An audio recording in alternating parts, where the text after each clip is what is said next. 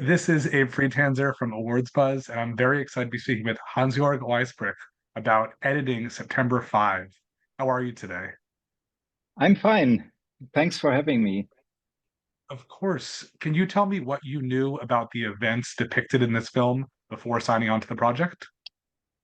Yeah, actually, I was familiar a little bit with the events, not in detail, um, but I was five when it actually happened, and I have no personal recollection on the events. But for example, our producer, Thomas Webke, is from Munich. He was 10 at the time, and for him, it was a haunting memory, and I think he had the idea to make a film about it in his heart for quite a while, and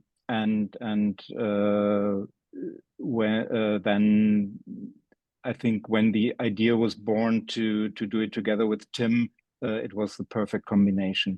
They worked on two previous films with Tim before, and yeah, this is their third collaboration.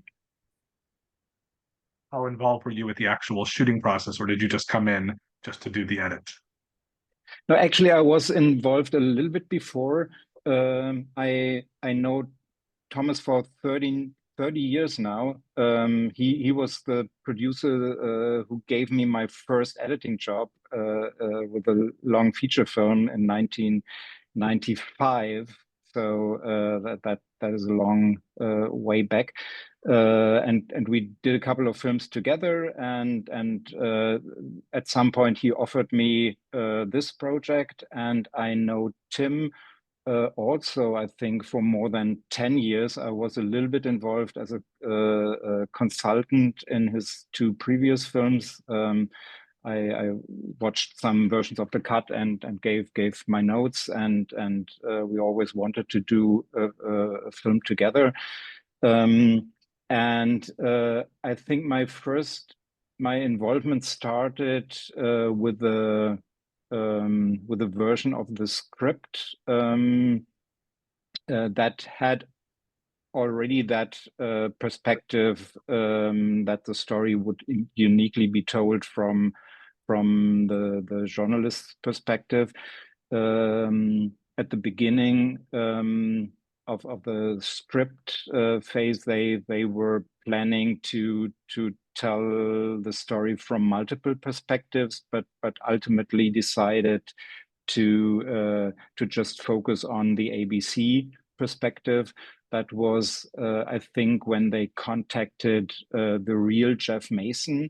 He became a source for the project, and ultimately he became the source for the project, because yeah, it was his story, and he brought in a lot of his personal experience. Yeah, and so I think I read three or four versions of the script before shooting started, and then I started editing on the first day of shooting. That's what I usually do. And I sent the assemblies of the shooting days to Tim at the end of the day. So gradually the cut built up during shooting, and yeah, one day after shooting wrapped, we had a first rough cut, and then we started to fine tune everything and to balance the rhythm and the pacing.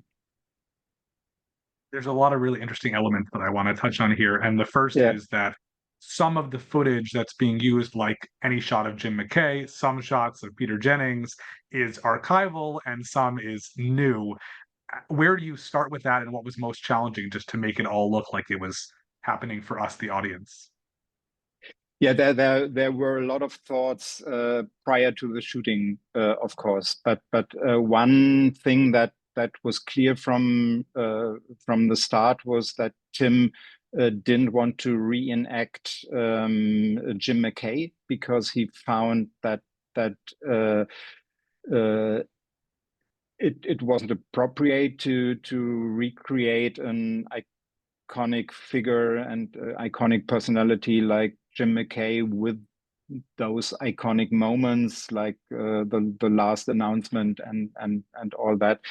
So that was clear that the film had to be built up around the archive footage we had from Jim McKay, and luckily we had access to the full broadcasting tape from back then from ABC. They allowed us to use it in the film. So uh, they started to work the script already around the parts they eventually we would be able to use.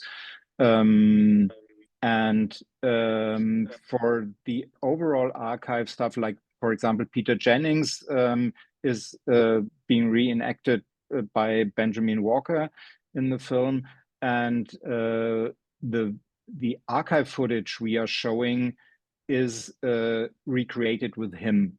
We actually could have shown the real uh, Peter Jennings, but that would have caused some irritations. So there, the decision was to be consistent in the recreation, and with Jim McKay, it was the decision to be consistent with the archive footage. And we did some alterations when he's off screen in terms of transitions for storytelling purposes, and we have a couple of shots with a double, like when he's leaving the studio at the very beginning of the story. You see him in the background, and when he comes back into the studio the next morning, you see him behind the window, because we had to also deal with the geography of the studio. The studio is right next to the control room where most of our film takes place, and we wanted to create that connection between the control room and the studio, and so we needed that those couple of shots. And also for the final scene with the final announcement that is being intercut between studio and control room and archive footage in full frame. So that was also a combination with archive footage, and that the back of the double in the studio connected with Peter Jennings, who was there in the studio with Jim McKay. So you see the face of Peter Jennings panning over the back of Jim McKay, and then we cut to the full screen monitor for the first for the final announcement. And in the original broadcast team a tape there, they cut to a two shot, but we couldn't use that because we replaced Peter Jennings by an actor. So that was a little bit a challenge, but we balanced that out to get the most impact of this from the scene. Very impressive because it's very seamless, and even if you're paying close attention, you're like, I noticed. I was like, that's not what Peter Jennings looks like. But then I was like, well, that is what Jim McKay. So it's Yeah. it's interesting to see that. Yeah. Also, the other day I was asked what parts of the archive footage were recreated and which aren't. And for the scene with the policeman on the roof, I even wasn't sure anymore if that had been recreated or that was. But it's the real footage. You can't believe it. It's so amazing.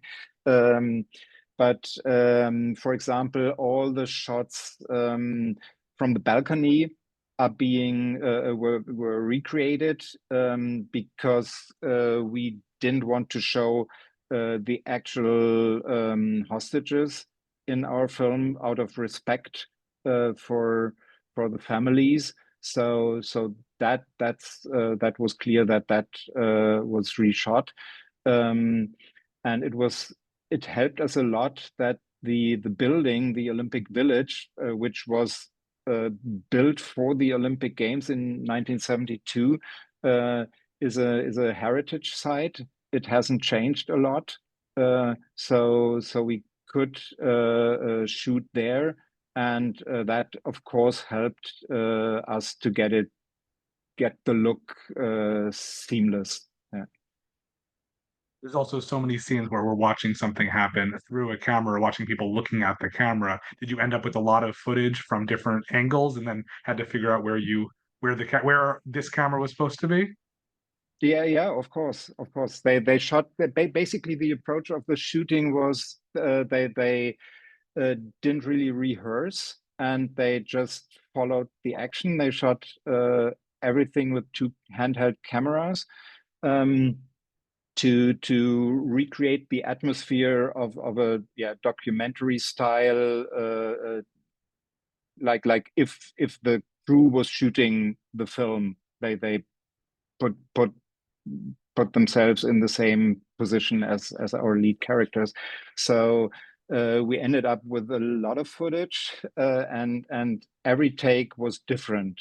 So we really had to carefully watch and select, and try a lot of alternatives, because you couldn't say that which take matched with the other one. So it was a little bit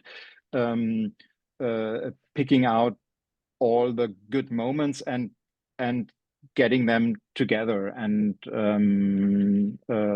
yeah, that's something I'm used to do. I did a lot of films that were shot that way.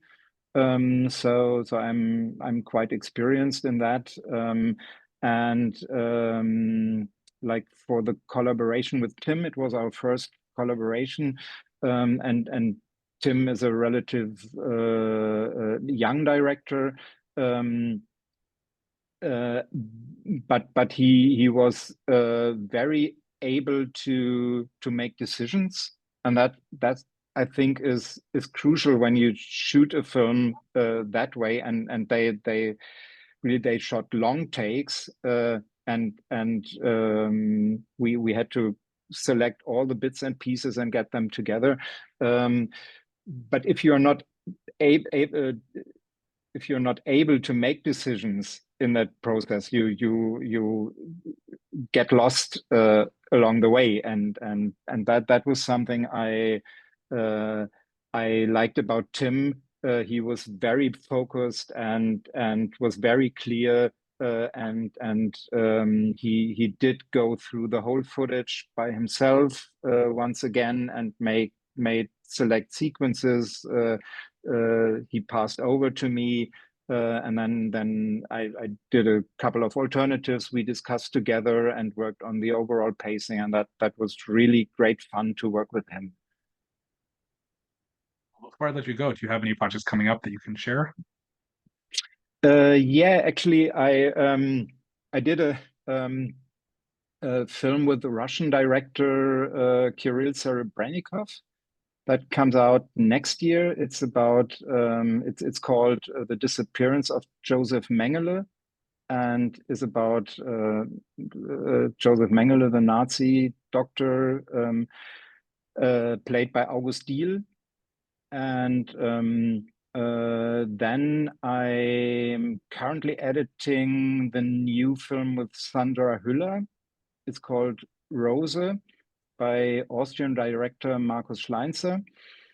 And then I will right after September 5, I did a film that will also come out in spring, starring Leonie Benesch again in the leading role as a nurse. It's called Late Shift, and it's one shift of a nurse, and that has also a gripping, tense atmosphere that compares a little bit, I think, to September 5, from the first reactions we have from the audience. So yeah, I have a couple of projects coming up that I'm very excited about. Top tier talent there as well. So thank you so much, Hansjörg. It was a pleasure to meet you. Pleasure to meet you too. Nice. Thank you for having me.